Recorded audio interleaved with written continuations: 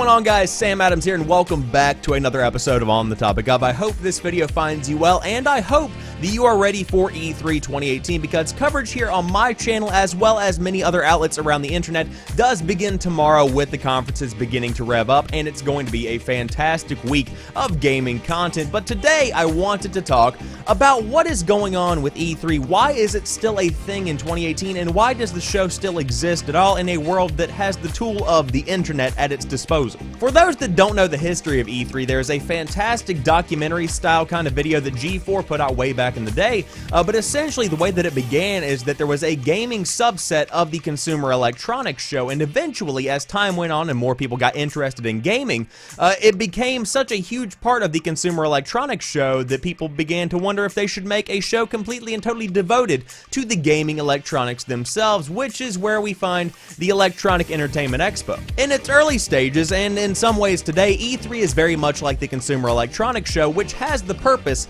of allowing developers, publishers, whatever they may be, the chance to show off their software, their hardware, their big projects, whatever their announcements may be. This is the time to get things in front of the gaming population. Now, as time has gone on, people have questioned the usefulness of something like the Electronic Entertainment Expo in a world that is constantly connected and constantly communicating through various kinds of internet-connected technologies. Of course, as you would guess, with 23 years having passed since the first E3 back in May of 1995, the internet has grown, evolved, changed, and pretty much engulfed the majority of modern culture. So in a world where we can make announcements, make big game debuts, show off videos in 4K resolution and higher, what is the point of having E3 in 2018? And I've been considering this over the course of the past few weeks, and I think I finally did come to a conclusion. It's time to consider E3 not necessarily as a utility, but more so an icon. That's essentially what it is, because E3 for me is the one time out of the year where I can specifically set aside an entire week to devote to getting just absolutely engulfed in gaming culture, into having conversations with people who share the same passions, to finding out industry news and big announcements that everybody can get generally excited about, or at least incite discussion on these topics. This is the time where gamers can come together and enjoy their hobby in the best possible way by just sharing these giant announcements with each other instead of just being isolated on their computers. Now, albeit we can watch from home, albeit we can watch streams, whatever it may be, there is still this interconnection that is afforded by the tool of the internet. In a way, the original purpose of E3 still exists. Of course, we wouldn't have all these announcements that we've seen being leaked and also announced over the course of the past few weeks if there was not a giant show coming up. But at the same time, they could very well just announce these things and incite just as much excitement and just as much hype for their product.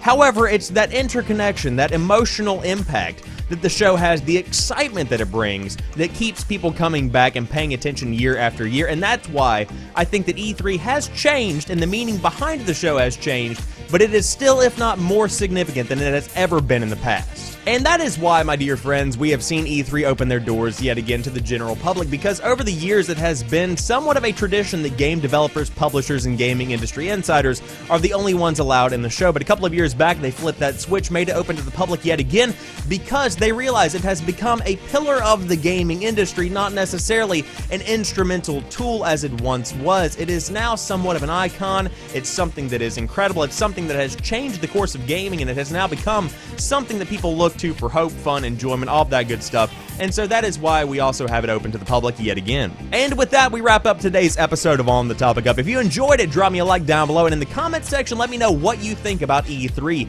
Is it still a significant part of the gaming industry? Is it an icon? Do you not care about it at all? Let me know in the comment section down below. And if you happen to be new to the channel, I do upload new stuff throughout the week, and it's going to be an incredibly busy week for your boy, because I am making videos over here. I'm streaming live on mixer.com/Samuel Adams, which is linked down below. I would love to see you over there. But it is going to be a very, very exciting week. I would say the most exciting week in the entirety of the year for the gamer people. So I will see you around. Enjoy your weekend. Peace.